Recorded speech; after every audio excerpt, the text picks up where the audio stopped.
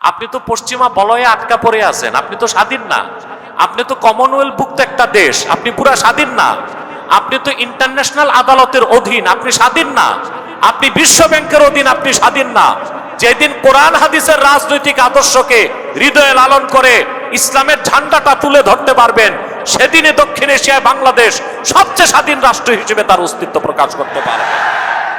ইন্নাল হামদুলিল্লাহ والصلاة والسلام على محمد بن عبد الله نبي الله رسول الله صلى الله عليه وسلم الذي بلغ الرسالة وأدى الأمانة وكشف الغمة ونصح الأمة وأرشد جميع الناس طريق الرشد والهداية الذي أكمل الله به قصر النبوة أي ختم الله به النبوة وحكما لا نبي بعده وأعلن في القرآن بالبرهان أن محمدا صلى الله عليه وسلم خاتم النبيين والمرسلين قبل 15 سنة أما بعد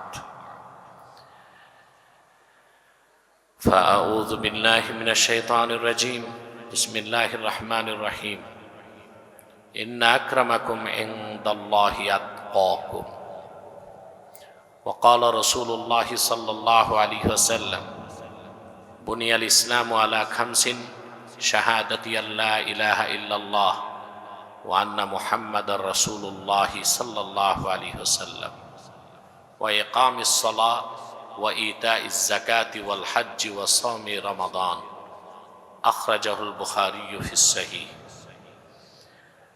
বৈষম্য বিরোধী ছাত্র আন্দোলন ঢাকা কলেজের বীর বাংলার বীর সন্তানদের কর্তৃক আয়োজিত রমজানের আত্মশুদ্ধি ও অর্থশুদ্ধি শীর্ষক আজকে ঢাকা কলেজের অডিটোরিয়ামে আয়োজিত এই মহতী মাহফিলের সম্মানিত সভাপতি, সম্মানিত অতিথিবৃন্দ এবং আমার প্রাণপ্রিয় ছাত্র ভাই ও বন্ধুগণ, সকলকে আমার পক্ষ থেকে হৃদয় নিংড়ানো ভালোবাসা, শুভেচ্ছা এবং অভিনন্দন জ্ঞাপন করছি।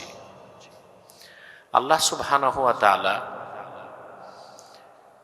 গোটা বিশ্ব মানবতার কল্যাণে তার আখিরি নবী মুহাম্মদ সাল্লাল্লাহু আলাইহি ওয়াসাল্লামের মাধ্যমে সর্বশ্রেষ্ঠ কুদরত নেয়ামত 30 পারা কোরআন নাজিল করেছেন এই রমজান মাসে। যে মাসটি নামটাই রমাদান, আরবিতে রামিদা ইয়ারমাদো, রামাদা হচ্ছে জ্বালানো, পোড়ানো, জলসানো। যেভাবে আগুনে জ্বালিয়ে আকরিক লোহা থেকে খাঁটি লোহাকে নিষ্কাশন করা হয়, আগুনে জ্বালিয়ে যেভাবে আকরিক থেকে স্বর্ণকে খাঁটি বিশুদ্ধ স্বর্ণ করা হয়, ইমানদার এই রমাদানুল মোবারকে পরিপূর্ণ ঈমান ও ইহতিসাবের সাথে সিয়াম সাধনা করে তার গুনাহগুলোকে জ্বালিয়ে পুড়িয়ে উন্নত চরিত্রের অধিকারী একজন খাঁটি মুমিন হতে পারে। সেজন্যই এ মাস হচ্ছে রমাদানুল মোবারক। এ মাসটির মর্যাদা, শ্রেষ্ঠত্ব বেড়ে গিয়েছে। আল্লাহ তাআলা কোরআন কারীম নাজিল করেছেন এই মাসে। কোরআনে কারীমে আল্লাহ তাআলা ইরশাদ করেছেন, শাহরু রমাদান আল্লাযী উনজিলা ফীহিল কুরআনু হুদাল লিন-নাস। রমজান মাস যে মাসে অবতীর্ণ হয়েছে পবিত্র কোরআন, হুদাল লিন-নাস। এখানে লক্ষণীয় বিষয়, আল্লাহ এখানে হুদাল্লিল মুসলিমিন শুধু বলেন নাই, হুদাল্লিন নাস বলেছেন। পৃথিবীর সকল যুগের, দেশের, বর্ণের, বংশের মানুষের জন্য কোরআন হেদায়েতকারী। আমরা বলি আলহামদুলিল্লাহ, বলি সুবহানাল্লাহ। কোরআন শরীফের শুরুতে আল্লাহ বলেছেন কোরআন হুদাল্লিল মুত্তাকিন। কোরআন যারা মুত্তাকি, ইমানদার, পরহেজগার তাদের জন্য হেদায়েতকারী। আবার আরেক জায়গায় আল্লাহ তাআলা বলেছেন, আল্লাহ তাআলা বলেন وَنَزَّلْنَا عَلَيْكَ الْكِتَابَ تِبْيَانًا لِكُلِّ شَيْءٍ وَهُدًى وَرَحْمَةً وَبُشْرَى لِلْمُسْلِمِينَ। মুহাম্মদ সাল্লাল্লাহু আলাইহি সাল্লাম, এই কোরআন আমি আপনার উপর নাজিল করেছি তিবয়ানান লিকুল্লি শাই, সব কিছুর সুস্পষ্ট ব্যাখ্যা হিসেবে, যেখানে ইহজাগতিক কল্যাণ, পরজাগতিক মুক্তি, আকাশের উপরের কথা, তার নিচের কথা, জলের কথা, স্থলের কথা, দূর অন্তরিক্ষের কথা, মহাকাশের কথা, বিজ্ঞানের কথা, প্রযুক্তির কথা, দর্শনের কথা, বিজ্ঞানের যত শাখা আছে, কি ফিজিক্স, কি কেমিস্ট, কি জুলজি, কি বোটানি, কি কসমোলজি, কি থিওলজি, মানুষের মানব জীবনের সকল মুক্তি, কল্যাণ, আখেরাতের মুক্তির সব কথা খুলে খুলে আমি কোরআনে বলে দিয়েছি। তিবয়ানান লিকুল্লি শাই, সবকিছু সুস্পষ্ট ব্যাখ্যা কোরআন। তবে আমাদের জন্য না, এটা ছিল রাসূলুল্লাহ সাল্লাল্লাহু আলাইহি ওয়াসাল্লামের জন্য। আমাদেরকে আল্লাহর কোরআনের ব্যাখ্যা নিতে হবে রাসূল করিম সাল্লাল্লাহু আলাইহি ওয়াসাল্লামের সুন্নাহ থেকে। এটা ভিন্ন লেকচার বা আলোচনায় আছে, আপনারা দেখতে পাবেন। তা আল্লাহ এক জায়গায় বললেন কোরআন হচ্ছে হুদাল্লিল মুত্তাকিন, খাঁটি মুমিনদের, মুসলিমদের জন্য হেদায়েতকারী, মুত্তাকিদের জন্য। আরেক জায়গায় বললেন হুদাল্লিল মুসলিমিন, সকল মুসলিমদের জন্য হেদায়েতকারী। আর সূরা বাকারার এই আয়াতে বললেন হুদাল্লিন নাস, গোটা মানব জাতির জন্য হেদায়েতকারী।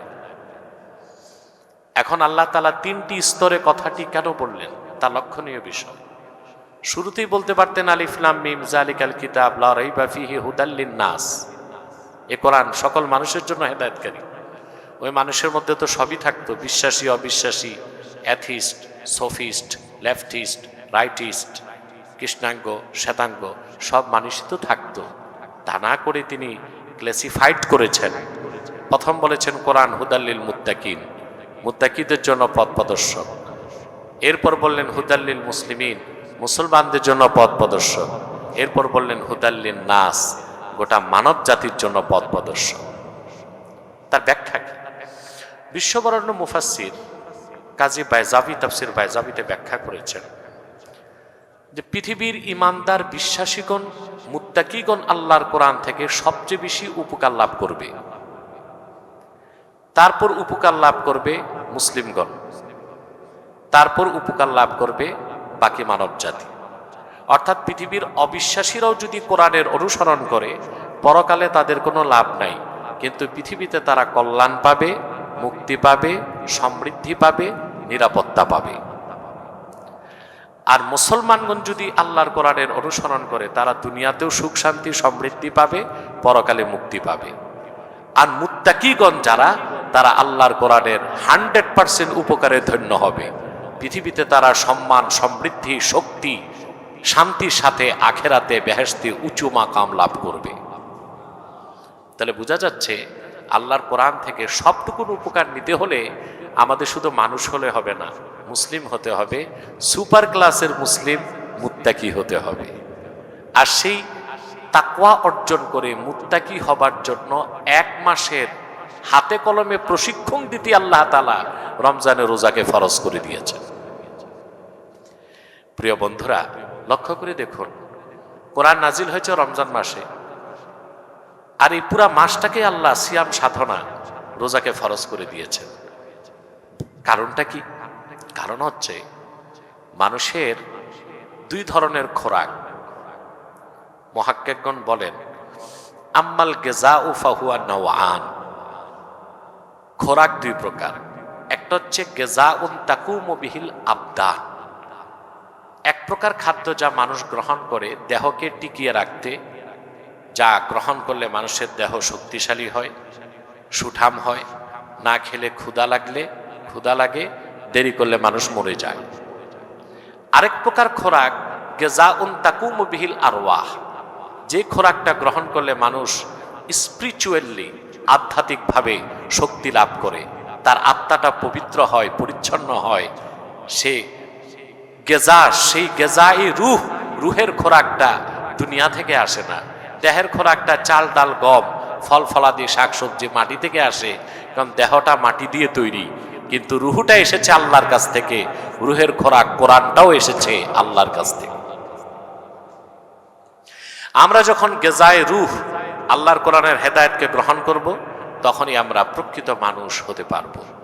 যত বেশি কোরআনের হেদায়েতকে অনুসরণ করব, তত বেশি আমরা চরিত্রবান, সফল, যোগ্য, আখেরাতে নাজাত প্রাপ্ত সুপার কোয়ালিটির মুসলিম হিসেবে নিজেদেরকে গড়ে তুলতে পারব।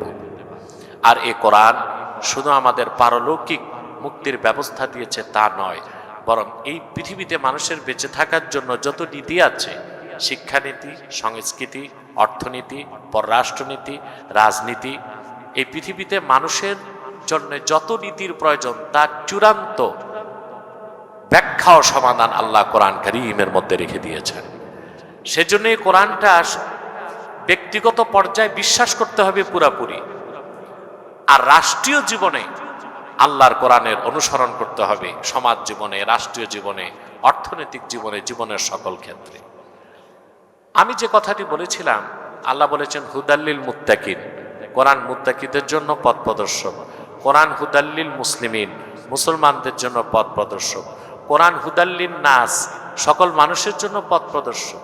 তো প্রশ্ন আসে, যারা ঈমান আনে নাই, বিলিভার না, বিশ্বাসী না, অমুসলিম আছে না পৃথিবীতে কোটি কোটি, তারা কোরআন অনুসরণ করলে লাভ আছে নাকি? প্রশ্ন আসে না?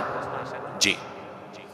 যদি অবিশ্বাসীরাও কোরআন ও সুন্নাহের অনুসরণ করে, অবিশ্বাসের কারণে পরকালে তাদের মুক্তি নাই, কিন্তু পৃথিবীতে তারা নেতৃত্বে, কর্তৃত্বে, শক্তি, সামর্থ্যে, যোগ্যতায়, দক্ষতায় উন্নতি লাভ করতে পারবে। তার একটা দৃষ্টান্ত আমি দিচ্ছি আপনাদেরকে। এই পৃথিবীতে আমেরিকাকে বলা হয় মাদার অফ ডেমোক্রেসি। গণতন্ত্রের বিকাশ ঘটেছে যুক্তরাষ্ট্র থেকে। সেই আমেরিকাতে বর্তমানে যিনি প্রেসিডেন্ট 47তম। আর আমেরিকাতে গণতন্ত্রের চর্চা আমরা মনে করি সবচেয়ে বেশি। আমেরিকাতে প্রায় 250 বছর পার হয়েছে গণতন্ত্রের ইতিহাস। 47তম প্রেসিডেন্ট বসেছে ক্ষমতায়। 250 বছরে কোনো একজন নারীকে তারা রাষ্ট্রপ্রধান বানায় নাই। এটা আমাকে ভাবিয়ে তুলল যে মার্কিনীরা সারা পৃথিবীতে নারী আর পুরুষের সমান অধিকার চায়। আমরা নারী পুরুষের সমান অধিকার চাই না, ন্যায্য অধিকার চাই। কত ক্ষেত্রে ইসলাম নারীর অধিকার বেশি দিচ্ছেন, কত ক্ষেত্রে পুরুষের অধিকার বেশি দিয়েছে। নারী পুরুষ সমান অধিকার, এটা অনৈতিক, অযৌক্তিক, অবৈজ্ঞানিক। আপনার ডক্টর জাফরুল্লাহর সাথে আমার একটা ডিবেট হয়েছিল, দেখবেন। ডক্টর জাফরুল্লাহ তো ডাক্তার ছিল, লন্ডন থেকে পড়ে আসছে। তো তাকে আমি বিজ্ঞান দিয়ে বুঝালাম। মেডিকেল সায়েন্স বলে একজন ম্যাচিউরড মেল এবং ম্যাচিউরড ফিমেল, প্রাপ্তবয়স্ক পুরুষ আর প্রাপ্তবয়স্কা মহিলার মধ্যে ফিজিক্যাল এবং সাইকোলজিক্যাল 15টা পার্থক্য আছে। সৃষ্টিগতভাবেই পার্থক্য আল্লাহ দিয়ে রাখছেন, তা আপনি কিভাবে সমান অধিকার প্রতিষ্ঠা করবেন? সম্ভব না তো। একজন প্রাপ্তবয়স্ক পুরুষের মাথায় মগজের কোয়ান্টিটি হচ্ছে 60 গ্রাম, আর একজন প্রাপ্তবয়স্কা মহিলার মাথায় মগজের কোয়ান্টিটি হচ্ছে 40 গ্রাম। সৃষ্টিগতভাবেই তো 20 গ্রাম মগজ কম।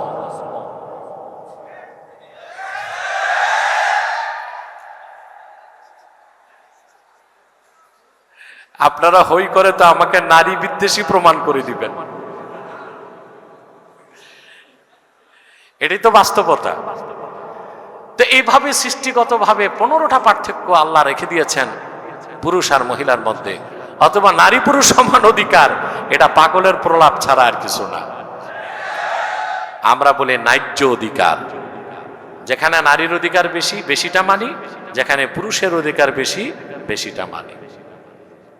প্রিয় বন্ধুরা, এখন আমি চিন্তা করলাম যুক্তরাষ্ট্রে 250 বছর গণতন্ত্রের চলে গেছে, একজন মহিলাকেও কেন প্রেসিডেন্ট বানালো না? এটা একটা প্রশ্ন কিনা, আপনাদেরও আছে কিনা? দেখেন, যুক্তরাষ্ট্রে যারা থিঙ্ক ট্যাঙ্ক এবং পলিসি মেকার, এই ক্ষেত্রে তারা ইসলামের রাজনৈতিক আদর্শকে অনুসরণ করে। ইসলাম নারী নেতৃত্বকে নিরুৎসাহিত করে। আবু দাউদ শরীফের হাদিস, রাসূল করিম সাল্লাল্লাহু আলাইহি ওয়াসাল্লাম ইরশাদ করেছেন, লা ইউফলিহা কওমুন ওয়াল্লাউ আলাইহিম ইমরাআ, যে জাতি তাদের নেতৃত্বে চিফ এক্সিকিউটিভ হিসেবে কোনো নারীকে বসাবে, ওই জাতি কখনো সফলতা লাভ করবে না।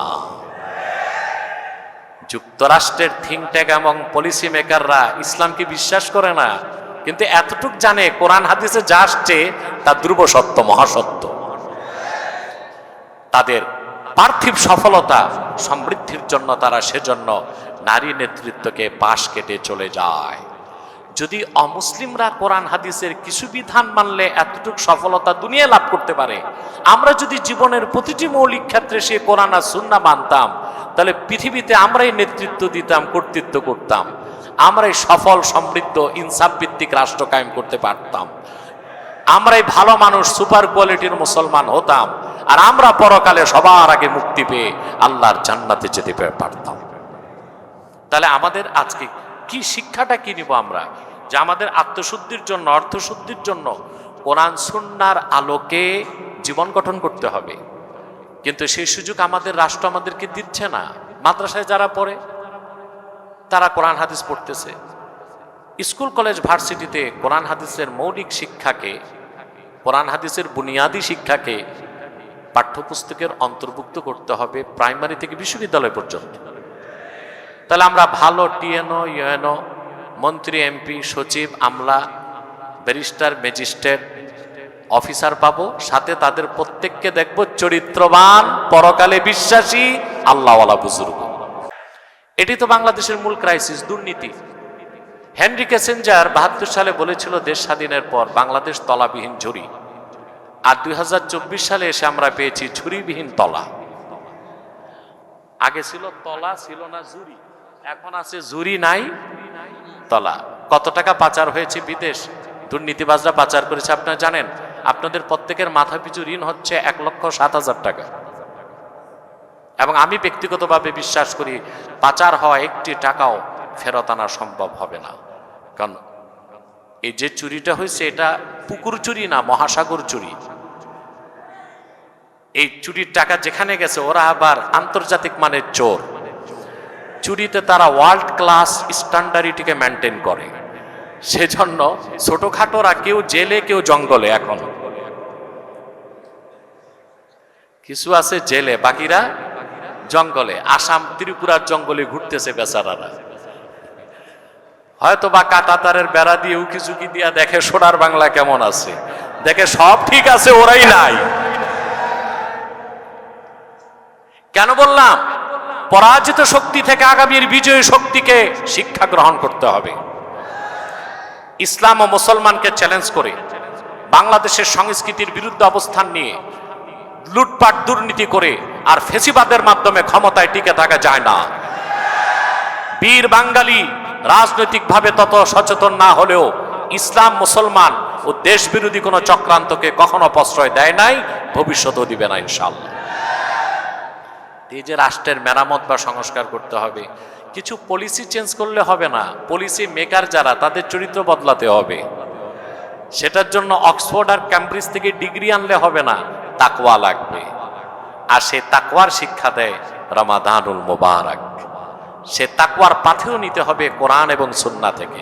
তাহলে বোঝা যাচ্ছে আমরা যদি কোরআন হাদিসে বিশ্বাসী হই আর কোরআন হাদিসের শিক্ষায় শিক্ষিত হই, তারপরে যদি তাকওয়া ভিত্তিক জীবন গঠন করি, তাহলে আমরাই হব ভালো মুসলিম, সুনাগরিক, দেশপ্রেমিক, দুর্নীতিমুক্ত। এবং এইরকম মানুষ যখন আমাদের দেশের বিভিন্ন অর্গানাইজেশনগুলোর দায়িত্ব নিবে, যে ফাংশনাল স্ট্রাকচারের উপর দেশ দাঁড়িয়ে আছে বা ডিপ স্টেটকে যারা কন্ট্রোল করে, ওখানে যদি আমরা এই তাকওয়াবান ভালো মানুষগুলোকে পাঠাতে পারি, তা বাংলাদেশ অবশ্যই দুর্নীতিমুক্ত হবে, তাতে কোনো সন্দেহ নাই। তাকওয়া ভিত্তিক জীবন গঠনের কোনো বিকল্প নেই। একজন মানুষ যখন তাকওয়া অর্জন করে, এ রমজান আমাদের কি শিখায়? আমরা রোজা রাখি সকাল থেকে সন্ধ্যা, কিন্তু আমরা চুপে চাপু কি এক ঢোক পানি পান করতে পারি? কার ভয়তে?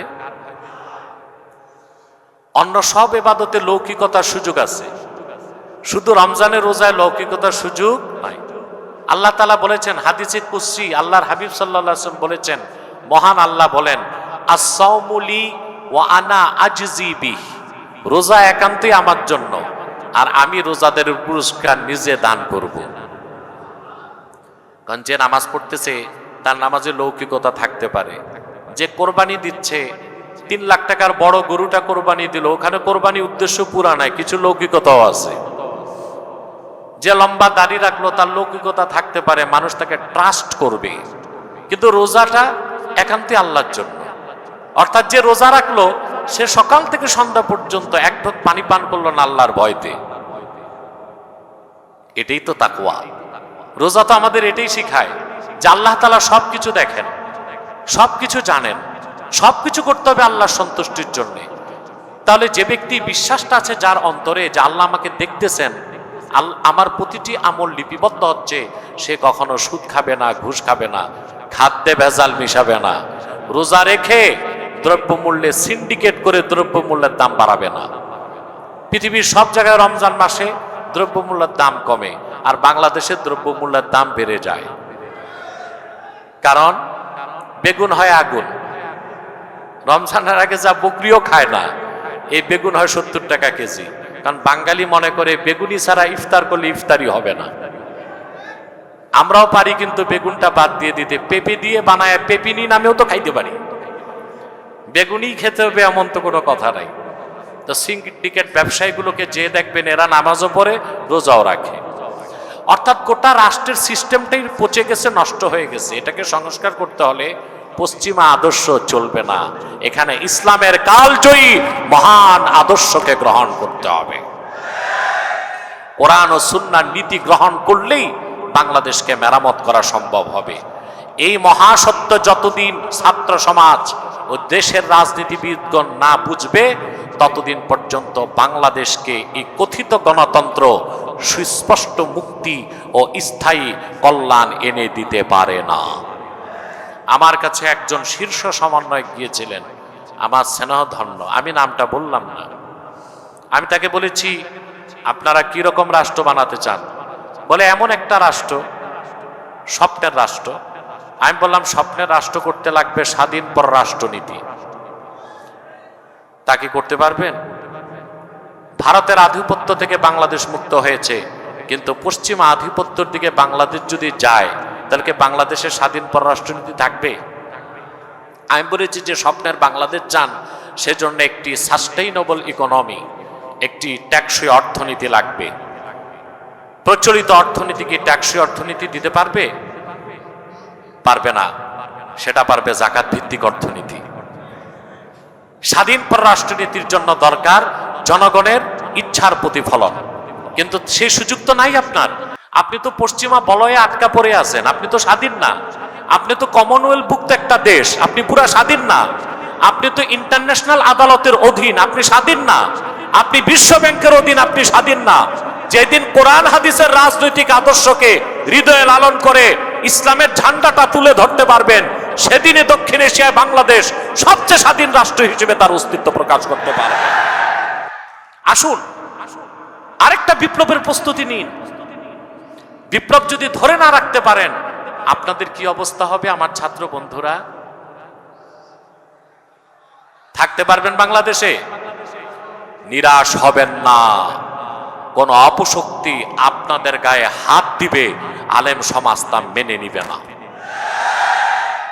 আমরা আছি, আমরা দেশ ছাড়তে পারবো না, আমরা কল্লাও বেচতে পারবো না, আল্লাহর দ্বীনের জন্য কল্লা দিতে পারবো। অন্যরা পারচেজ হতে পারে, কল্লা বিক্রি করতে পারে, বেচা কেনা চলতেছে তো এখন, জানেন আপনারা, সচেতন আপনারা। আমরা পারি না। আমাদের গলায় ফাঁসি দিলে এই দাড়িতে খুর লাগাতে পারবো না, আমাদের কপালে বুলেট মারলে আমরা এই টুপিটা খুলতে পারবো না। এটা নিয়েই বেঁচে থাকতে চাই, ইসলামের আদর্শকে বুকে লালন করে বেঁচে থাকতে চাই। কিন্তু আপনারা কতটুক রিস্কে পড়ে আছেন জানেন? আপনাদেরকে সহজ একটা উদাহরণ দিচ্ছি আমি। ৭১ সালে পাক বাহিনীকে প্রতিরোধ করা হয়েছে না? আবার এদেশে মুক্তিযোদ্ধারা বিশেষ কারণে অনেক রাজাকারকে হত্যা করছে না? কিন্তু কোন মুক্তিযোদ্ধার বিচার হয়েছে বাংলাদেশে? কেন? সেটা বিপ্লব ছিল। কি ছিল? সফল বিপ্লব। এখন আপনাদের বিপ্লবের পক্ষে আপনাদেরকে একটা লিগ্যালিটি অর্জন করতে হবে। যে এই বিপ্লবে যারা অংশগ্রহণ করেছে সকল ছাত্র তারা বীরের মর্যাদা তাদেরকে দিতে হবে। আর এমন একটি সংবিধানে আইন আসতে হবে ভবিষ্যতে কোন ট্রাইব্যুনাল গঠন করে আমার ছাত্র ভাইদেরকে বৈষম্য বিরোধী ছাত্র আন্দোলনের যারা নেতৃত্ব দিয়েছে তাদেরকে অসম্মান বা শাস্তির আওতায় আনা যাবে না। এই গ্যারান্টিটা নেন আপনারা। আপনাদের কল্যাণে এই কথাটা বলতে আমি বাধ্য হলাম। কিন্তু বিপ্লব বাকি আছে। সেই বিপ্লব হবে সত্যের পক্ষে, সেই বিপ্লব হবে ইসলামের পক্ষে। সেই বিপ্লব যদি হতে হয় আপনাকে ইমানদার হতে হবে, চরিত্রবান হতে হবে, যোগ্য নাগরিক হতে হবে।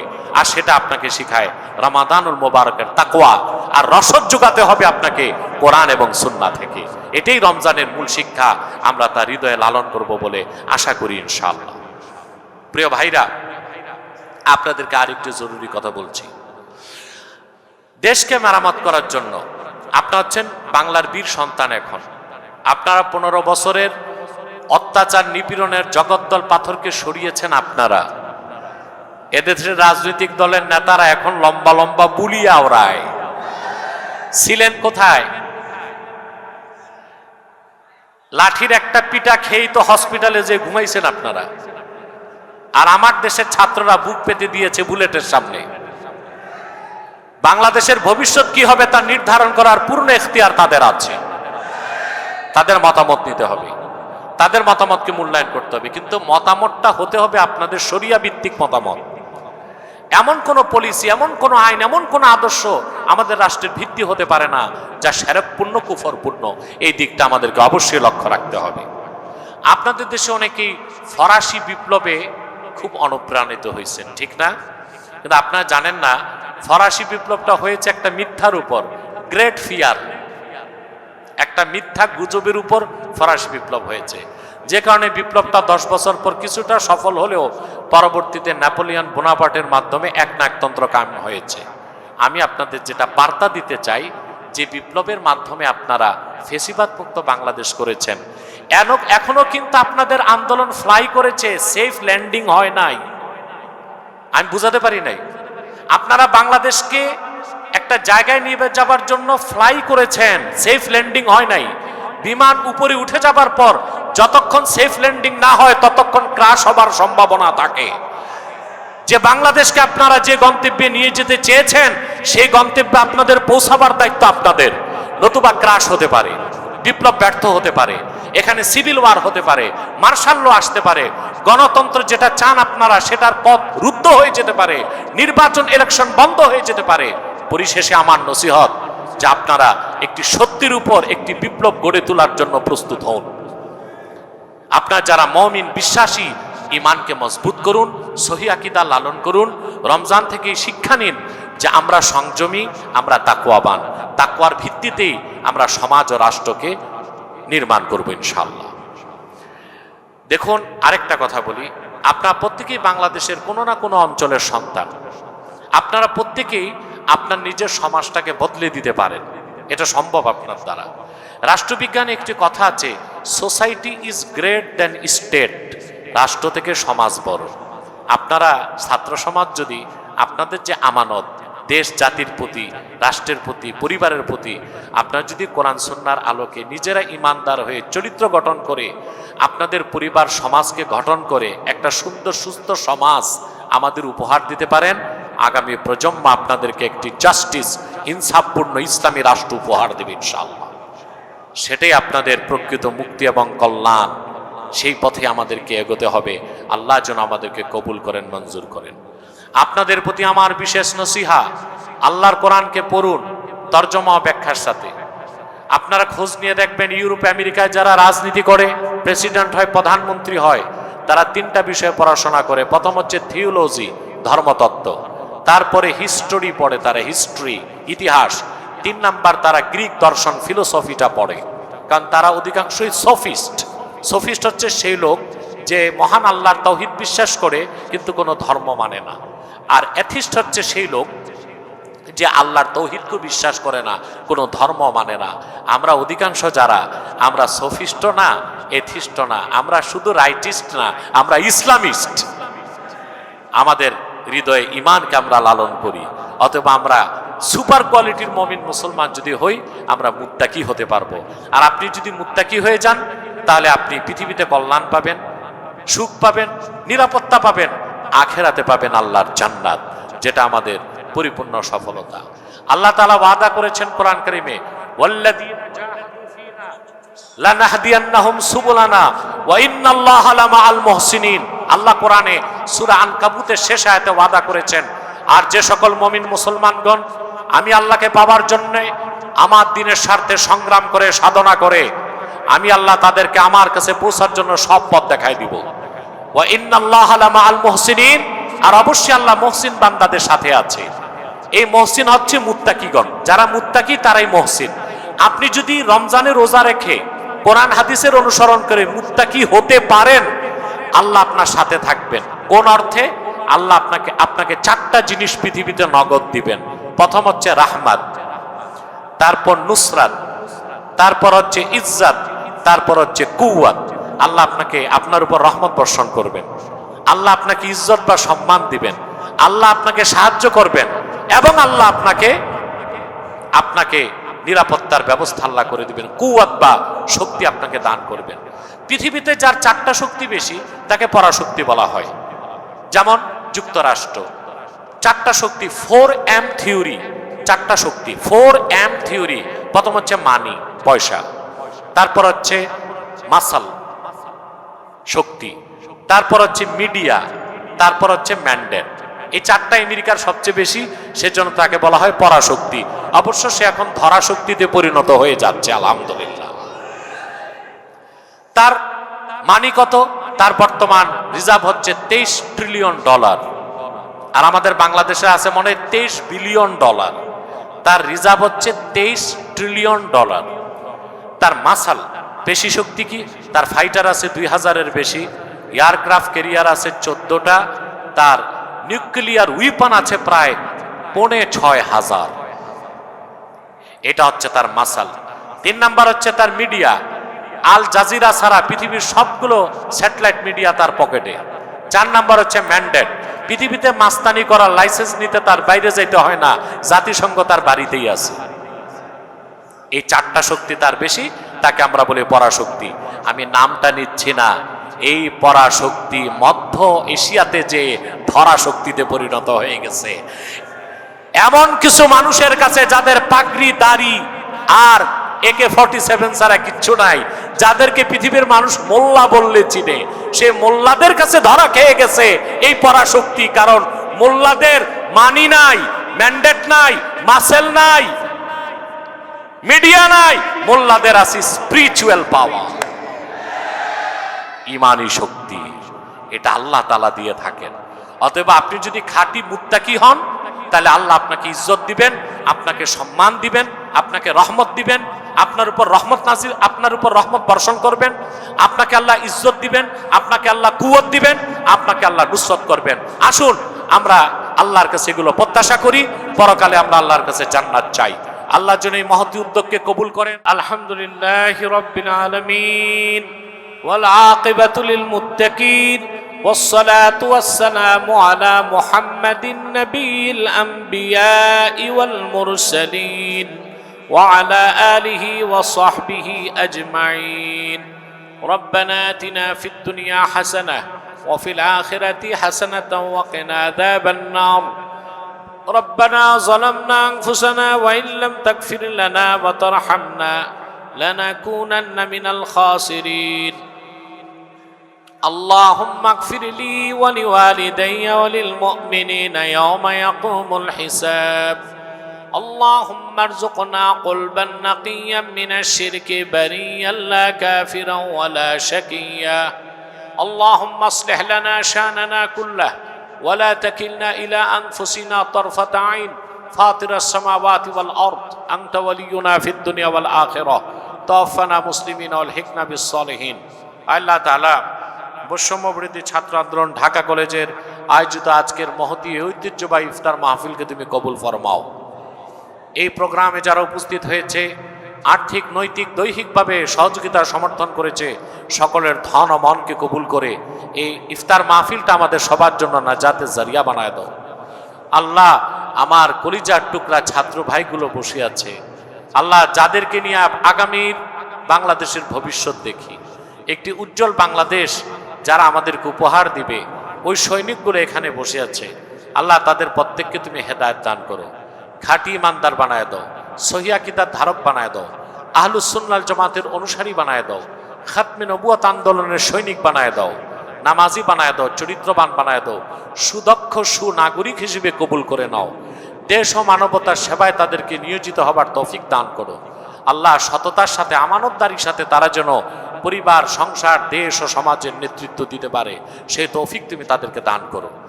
আল্লাহ ইফতার মাহফিলের বদৌলতে ঢাকা কলেজকে তুমি কবুল করো। পড়াশোনার পরিবেশ যেন দিন দিন উন্নত থেকে উন্নত হয়, সুন্দর সুশৃঙ্খল পরিবেশ যেন বজায় থাকে, আমার ছাত্র ভাইগুলো যেন সুস্থ সুস্থির পরিবেশে অধ্যয়ন করতে পারে, সেই সুযোগ তুমি দান করো। প্রত্যেক শিক্ষককে তুমি হেদায়েত দান করো, আমানতদারির সাথে শিক্ষার মতো সবচেয়ে উন্নত এবং মানবিক সেবা তারা দিয়ে যাচ্ছেন, সেই সেবায় তাদেরকে বারাকা দান করো। আল্লাহ আল্লাহ এই পৃথিবীতে যত জনপদে মুসলমান নির্যাতিত নিপীড়িত, আল্লাহ তাদের মুক্তি চাই। আল্লাহ বেঁচে থাকতে আমরা দেখে যেতে চাই ফিলিস্তিন একটি স্বাধীন মুসলিম রাষ্ট্র। আল্লাহ বেঁচে থাকতে দেখে যেতে চাই বাইতুল মুকাদ্দাস ইহুদিদের চক্রান্ত ষড়যন্ত্র নাপাক হাত থেকে পবিত্রতা লাভ করেছে। আল্লাহ বাংলাদেশের মুসলমানদের মধ্যে ঐক্য ইত্তেহাদ পয়দা করে দাও, দেশ যেন সঠিক গন্তব্যে যেতে পারে সে তৌফিক দান করো। আল্লাহ এদেশের লক্ষ লক্ষ কোটি কোটি মুসলমানের হৃদয়ের স্বপ্ন একটি শরিয়া রাষ্ট্র, তা যেন বাস্তবায়ন হয়, আমরা দেখে যেতে পারি। আল্লাহুম্মা আসলিহ লানা শানানা কুল্লাহ ওয়ালা তাকিলনা ইলা আনফুসিনা তারফাত আইন ফাতিরাস সামাওয়াতি ওয়াল আরদ আনতা ওয়ালিয়ুনা ফিদ দুনিয়া ওয়াল আখিরাহ তাওফানা মুসলিমিন ওয়াল হিকনা বিস সালিহিন। আল্লাহুম্মা ইন্না নাতাওয়াসসালু ইলাইকা বিওয়াসিলাতি হাবিবিকাল মুহতারাম নবিকাল খাতিম সাইয়্যিদিনা ওয়া সাইয়্যিদিল আবরার নবিয়িনা ওয়া নবিয়ুল আম্বিয়া মুহাম্মদ ইবনে আবদুল্লাহ নবিয়্যিল্লাহি রাসূলিল্লাহ সাল্লাল্লাহু আলাইহি ওয়াসাল্লাম الذي أكملت به قصر النبوة وحكمت أن لا نبي بعده وأعلنت في القرآن بالبرهان أن محمدا صلى الله عليه وسلم خاتم النبيين والمرسلين قبل 15 سنة وصلى الله تعالى على خير خلقه نبينا محمد نور الله وعلى آله وصحبه أجمعين برحمتك يا أرحم الراحمين।